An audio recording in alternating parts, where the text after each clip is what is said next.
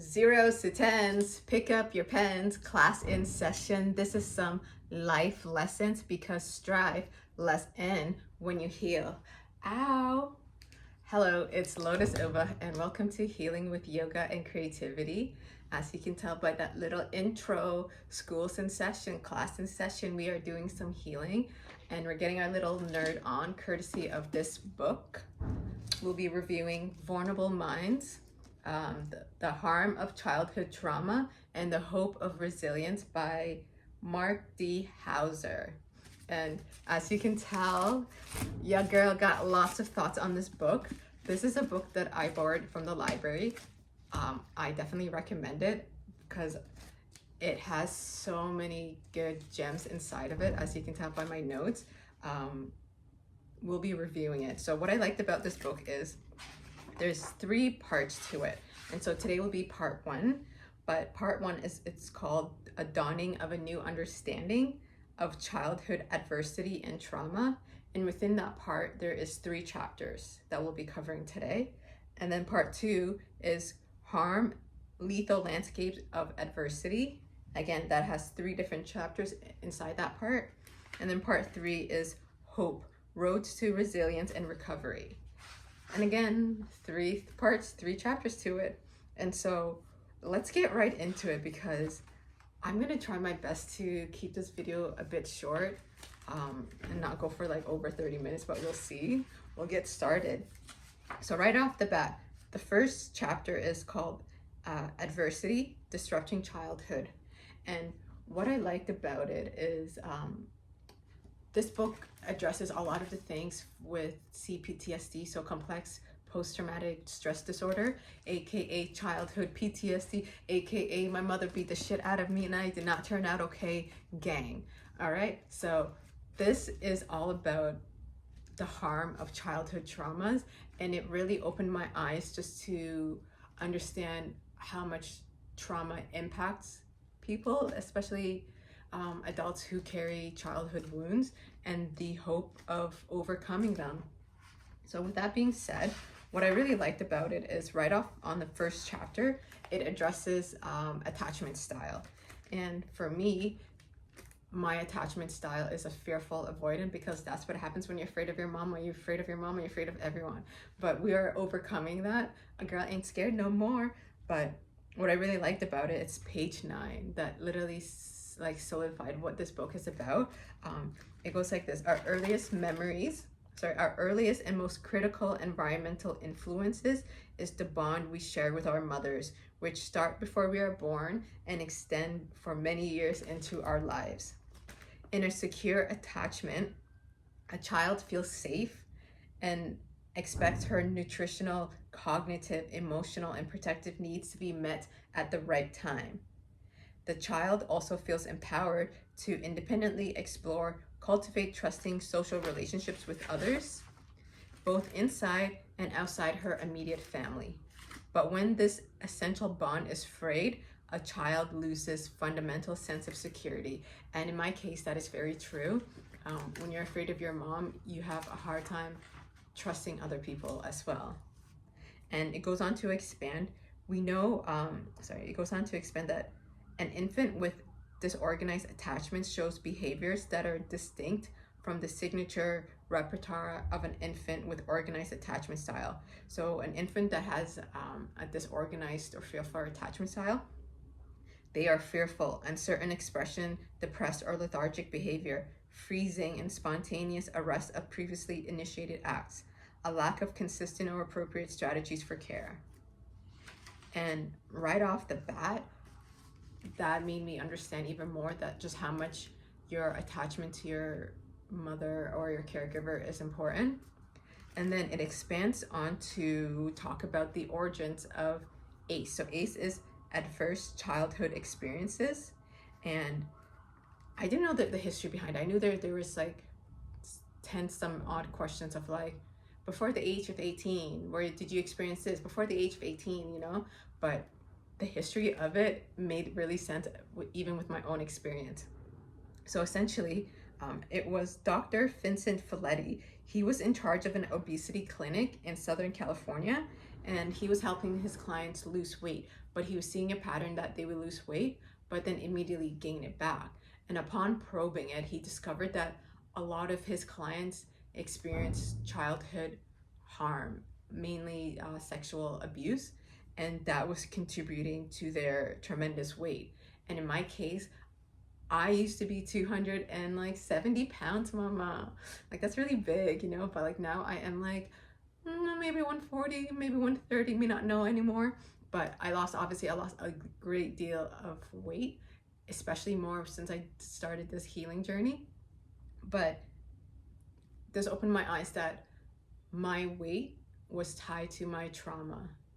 And for me, it wasn't necessarily the sexual abuse, but more so realizing how being big was a form of safety. Because my mother tried to choke me when I was 6 years old and she can't lift me up. And I realized, okay, if she can't lift me up, maybe I should eat more. And then that's how that seed started. But it really opened my eyes. So Dr. Flaherty proceeded to ask a dozen of his patients in his obesity clinic about their history, and repeatedly the major indication of history of sexual abuse became evident. And this is in 1985. And when he tried to take this to his mental health professionals, they all mocked him. They all laughed at him. And like, that should tell you just how toxic that world is, and they want to help us. But anyway, he developed this ACE, adverse childhood experiences, where it focuses on like household dysfunction, abuse, and neglect. And in my opinion, I always felt that was very narrow, but I did have a high score. I had a high score of like 7. And so what I liked about this book is it addresses that, but it also reveals that there is more to trauma than just those 10 set of questions that were developed 40 years ago. Yeah. And so in chapter 2, it talks about traumatic and resilient. And what I really liked about this chapter is it confirmed just how much I thought the DSM-5, so the Diagnostic Statistical Manual, which is basically like the Bible for the mental health professionals, like the American Psychological Association. They created a standard of all of this different type of mental disorders, and not one of them talks about childhood abuse and the consequences, but they have all of these symptoms that could be explained by childhood abuse. So anyhow, it goes like this. In the DSM-5, trauma is used in a more restricted sense of response to violence, including physical and sexual abuse, as well as witnessing domestic and community violence. This specificity is important for both trauma and policy, as it provides the criteria of diagnosis of post-traumatic stress disorder. And so it's very limited, and he includes another definition of what trauma is, thanks to the National Child Traumatic Stress Network. And it's an organization that serves to kind of bridge that missing gap between the APA and what actually that they are supposed to be providing us. And so what I really liked about it is it introduced me to a concept called traumatic events and traumatic stress. So a traumatic event is a frightening, dangerous, or violent event that poses a threat to the child's life or bodily integrity. Whereas traumatic stress is when a child experiences one or more traumas over the course of their lives and develops reactions that persist and affect their daily life long after the event has ended. And so in my case, when I was reading this, it really opened my eyes, because for me, I had tons of traumatic events. Like, my bodily life was constantly harmed. Like I told you, like my mother was choking me, she was biting me, she was whipping me for shit that I didn't do. So those were all qualified as traumatic events. But then the traumatic stress is when we continue to experience this long before, like, you experience that shock, but you're still having that consequences reverberate even after you get stopped being beat. Like for me, my last time I got beat was like 10 years ago. And I laugh because it's so sad, but like, goddamn, she's such a fucking vicious lady. But anyway, yeah, that was the last time I was like, no, you're never gonna hit me again. And we never really talked after that. But is to say that that stress continues and affects my daily life, i.e. anxiety, low worth. Like that was all before I did the healing work, but like that was just an example. And when I read that, it was a lot of pieces being put together. And I realized that like even with it goes like this: the definition of traumatic event is quite narrow, focusing primarily on violence and a threat to a child's life. Whereas traumatic stress, on the other hand, relates to the impact of adversity of stress, which may not be the only way that a child reacts. A child may shut down, take risk, or lose motivation, which are not reactions that typically engage in the stress response, but show the powerful ways trauma continues to reverberate over time. And so for me, when I read that, I was like, yes, I shut down. I didn't really take risk, but I shut down because I was like, what's the point of anything if I'm constantly being beaten for shit that I didn't do, you know? And so my option as a child was to shut down, and now I'm turning myself back on, mama. But yeah, so it reverberates over time, and that's why you got to do that healing work, folks. And yeah, so that was the key things of chapter 2. And also what I like about it is that like it continues to highlight what type of signatures, like i.e. what kind of trauma responses that you could develop. And for me, there was a lot of trauma responses. So for example, it goes like, are you traumatic or are you resilient? So where a given individual lands within this space, i.e. traumatic or resilient, is relevant to the accumulative burden of adversity, i.e. how long it lasts, what systems of the body and brain are developing. And so individuals on the resistant path, they have low trauma load, and then despite the adversity they confront during their development. Whereas individuals on the resilient path start with a significant higher trauma load burden, but it happens in early life, but they recover from it. So they have a chance to experience that shock, but work towards it. Whereas individuals on a delayed pathology, they start without any, with any trauma, but later on in life, they experience trauma. And then folks on the chronic pathology, they have high trauma from birth and onwards. And that was me. I was born in war. I had my clit cut off by the time I was 2. So 0 to 2, I was fleeing war. When I say I mean my mother was fleeing war, you know, but I was a child accumulating that stress. And then by age 2, I undergone FGM or FGC, so female genital cutting. And by age 3, I was in Canada. So a lot of shit happened and then continued to pile on. So for me, I see myself on that chronic pathology path where it's high trauma from birth onwards. And then what I do appreciate is how this author highlights and what confirms that the DSM-5, it does not talk about anything like this. It doesn't talk about early childhood trauma. And it shows because before the DSM-5, which was released in 2013, clinicians as well as mental health professionals, they try their best to lobby and get CPTSD or even developmental trauma disorder to be recognized. And so there's a bunch of folks who put a study together with research that were peer supported in all of this. Yet the people who oversee the DSM-5, they rejected developmental trauma disorder.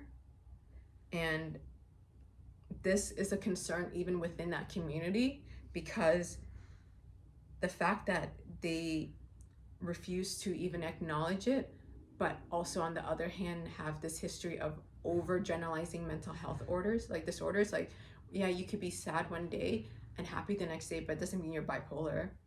And so it goes saying this where is it?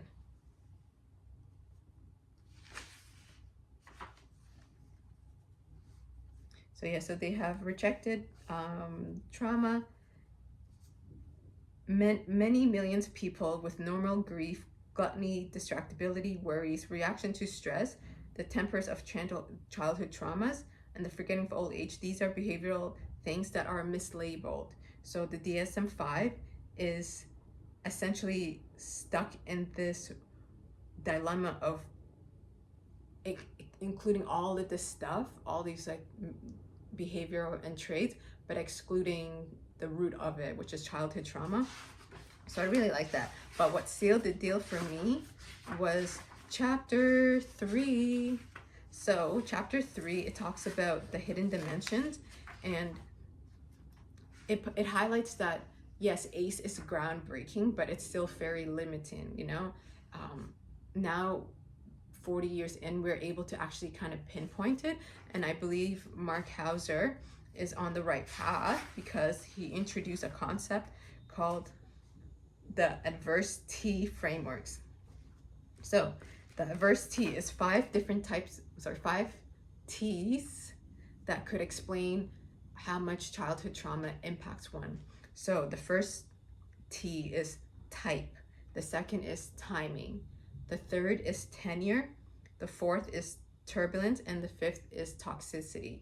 And I feel like they just flow naturally, like, you know, like what type of trauma is it, when did it start, how long, how turbulent, and how toxic. So yeah, so type refers to, we'll start off with the first T, type. So type refers to the kind of adverse childhood experience. So there are different type of types. So there is abuse, so sexual, physical, or emotional. There is neglect, so emotional neglect or physical neglect, as well as household dysfunction. And so when I was reading this, I knew that my childhood was fucked up. I didn't realize how abusive it was as well. Like, aside from getting beat, but like not being allowed to have friends and not allowed to being socialized, that is a form of abuse, a form of neglect. And he literally put it in my face. I was like, okay, that seals the deal. So a cognitive and social neglect can have a profound impact on a child. A child who is socially isolated for whatever reason does not have the interactions that guide the development of the dedicated brain mechanism for navigating the social world, including understanding others, beliefs, intention, goals, norms, and conversation. A child who is cognitively deprived misses out on experiences that shape the development of the dedicated brain mechanism for acquiring an understanding of life. And so when I was reading this, I literally had a flashback of like being 4 years old, my mom getting me ready to go to school and yelling at me saying, do not make friends, haram to make friends, no friends. Like, she constantly drilled it in my head day in, day out, to the point that to survive, I had to sever those ties of not wanting to be friends with anyone. And so like, yeah, like kids would want to play with me, but I didn't play with them because I just didn't care, because I knew I would get in trouble. And so that is a form of neglect. And so obviously that reverberates. Now I'm in my 30s learning to make friends, and goddamn, is it ever not easy. It's not as easy as it is in kids, you know, like, hey, you want to play? Yeah, sure, let's play. But yeah, so it also, that's a form of a type of abuse outside of the physical and mental and emotional. And I also liked how he includes cultural dysfunction. So I'm being the eldest daughter, that is a fucking syndrome where like a lot of Somalis and Muslims, and like they put their eldest daughter through hell, and that is form of abuse that we are not ready to talk about, but we will be talking about it, you know, just because it's normal. It's not normal, it's abuse. Children should not be taking care of your own household, because I was cooking and cleaning and I was taking care of kids that were not mine, i.e. my siblings. And so that is a type of abuse. And I was like, okay, this is definitely for me. So that was one. And then so we know that there's physical and sexual. They all have different types of impact, but they're all abuse. And then we move on to timing. And this is where it sealed the deal, because not a lot of folks like ACE, is their timing goes up to age 18. That's why there's a difference between experiencing trauma at 13 versus experiencing trauma at 3. Because at 3 years old is your crucial time when your brain's developing.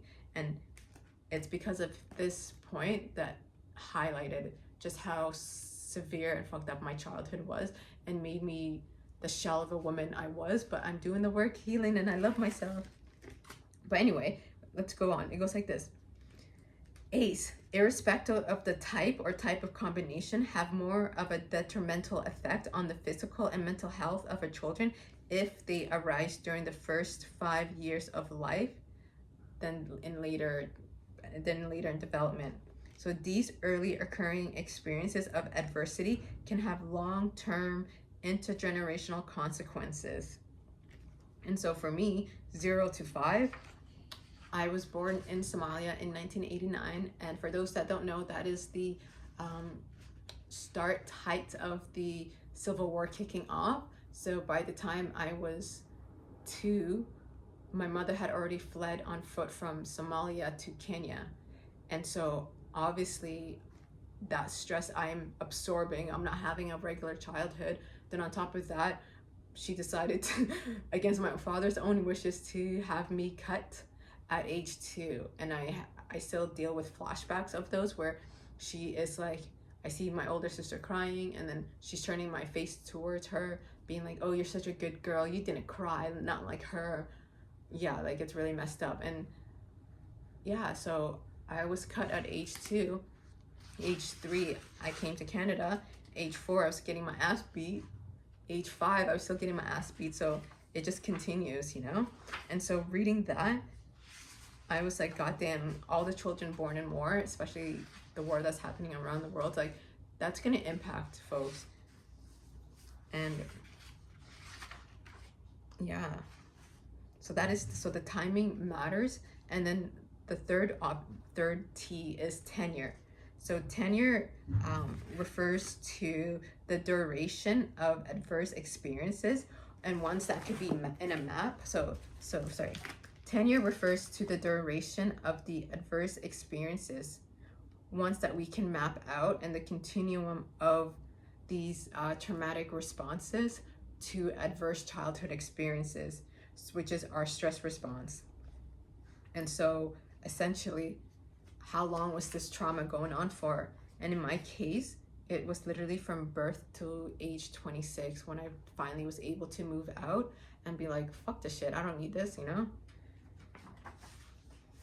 And it even goes on to go like this. So children who have been emotionally neglected from birth to adolescence have been deprived of a fundamental need during various sensitive and critical periods of development, i.e. their timing. And so tenure is a dimension of adversity that on its own can cause our stress systems, can cause atrophy in the brain, and destroy our immune system. And so when you read that, it's like, even neglect, like you don't have to get your ass beat, but you can just literally be left like neglectful, and that's still going to impact you.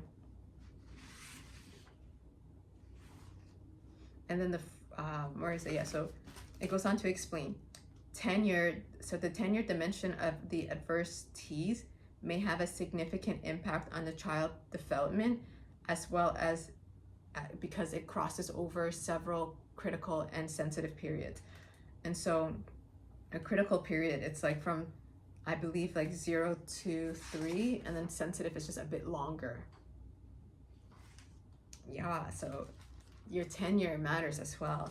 And then the fourth T is turbulence. And so turbulence just refers to how predictable was it? So in a world where adversity is turbulent, i.e. unpredictable, uncontrollable, or chaotic. Its environment is filled with experiences that are painfully unmanageable and resulting in hopelessness, depression, or revved up anxiety. And so when I was reading that part, mine was very turbulent. We didn't know when our mother would wake up in a good mood or be really pissed off, which was most of the case. She was always pissed off, i.e. very stressed, and so she's lashing out that stress on us. And so it resulting in hopeless depression or revved up anxiety. I had anxiety, even just the sound of yelling would trigger my fight or flight. But what made a connection for me about this idea of like a learned helplessness is when we perceive the world as turbulent, uncontrollable, or unpredictable, we effectively shut down all systems of the body and the brain. And as a result, what emerges is a learned helplessness that emerges from turbulent environment. So essentially, like, if you can't control your environment, you feel so helpless to it that you can't even ask for help. And that was like, yes, mama, that was happening. So when a child's life is frequently ignored or met with aggression, especially in early life, the child experiences a control deprivation, just like helpless rats who can't escape a shock. The child doesn't know whether to approach mom when she is alarmed or move away. A dysfunctional mother-child relationship is the only way in which a turbulence can manifest in a child's life. So children can experience turbulent environment, such as like their unreliable support, they're not sure when they'll be able to eat. So all of this impacts your connection with your mother. And for me, that was very true. So children living in turbulent environments suffer psychological and physiological, sometimes well into their adulthood. Psychologically, they learn their actions are rarely connected to intended outcomes. They perceive themselves as helplessness, and they focus on the cause of failure rather than on solutions or coping strategies. The intense stress can also disrupt sleep, eating, learning, and social interactions. When that kind of stress weighs on a developing brain that hasn't yet acquired a mature frontal lobe to control emotion, the perfect storm for anxiety emerges. Yeah, so I did experience disruption in my sleep. It used to take me forever until I found plant medicine, cannabis, indica. Hey, used to put me to sleep right away. 1, 2. But yeah, sorry, I'm getting sidetracked. But before that, it would take me hours to fall asleep. So my sleep was disrupted. Obviously, my eating was disrupted because your girl gained a lot of weight. I was 270 at my highest trauma, which happens to be the last time I got my ass beat. But anyway, all of that to say, yes, it's very applicable in my life and it makes sense. And then the last T is toxicity. And when I was reading toxicity, it really opened my eyes to just how much toxic emotional abuse is, because I really thought, like, I used to be like, I would rather have my mom just yell at me, whatever her mouth would run off, than the actual physical assaults that she would inflict. But reading this and seeing how much emotional abuse is, if not worse. So it goes like this. So if we want to understand how adversity negatively impacts our brains and bodies, we should be concerned with the relative severity or toxicity of the act for all different types of adversity. Emotional abuse may have the same or different impact on the developmental programs as being raped or beaten. So he's essentially saying that, like, if your mother was very emotionally toxic, i.e. degrading you, cutting you down as a child when you're developing, your wirings are, if not worse than a child that was raped or beaten. And when I read that, I was like, that is very true. So all three types of maltreatment instill fear. But what we are learning is that the toxicity of the experience may alter the nature of the fear response because it affects what is stored in memory and how readily that memory holds on and how easily is it triggered.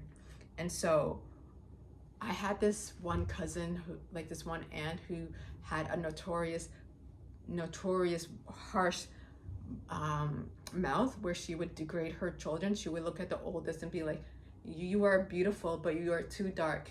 And then she would look at the one that's below her, be like, you're just too fat. And then the other one would be like, oh, you have something off with you, you know? But the one that she used to call too fat, she put that child into an eating disorder that still reverberates till this day. To this day! You just sit here, you don't know what I'm talking about? And me being bigger, I've never had someone criticize another big person in front of me until I met her. And then I saw that she had an eating disorder. And then I learned that her mom used to essentially degrade her, where it instilled such a toxic event that she became toxic herself. And when I read that, I was like, okay, yeah, it makes sense. Emotional abuse is way worse than getting your ass beat. So I guess, thank you, mama, for just beating my ass. Well, she used to call me fat and nobody would love me, but in one ear, out the other. But this child, this woman, she couldn't escape her mom, and she internalized that. And then it got to a point that she would lash out on other big girls who were enjoying their lives because she was suffering. Yeah. And so toxicity, like the 4 other adverse T, is just a dimension to help us understand how adversity affects us on a biological level. And so reading the adverse 5 T's, you don't really see it in a lot of, at least for me, I haven't seen it yet in other books that I read. And this was the first time I read it, and I was like, yes, this is actually very true, because not just in my life, but it makes sense just how severe, especially 0 to 5, especially the first 3 years of life, impacts it. And that is part 1. So I look forward to going over part 2, but for now we could drop our pen. Class is over. Strife is lessening because we are doing the work to heal. So let's mend our mind, body, and spirit while we bend societal expectations. I am Lotus Ova. Thank you for watching.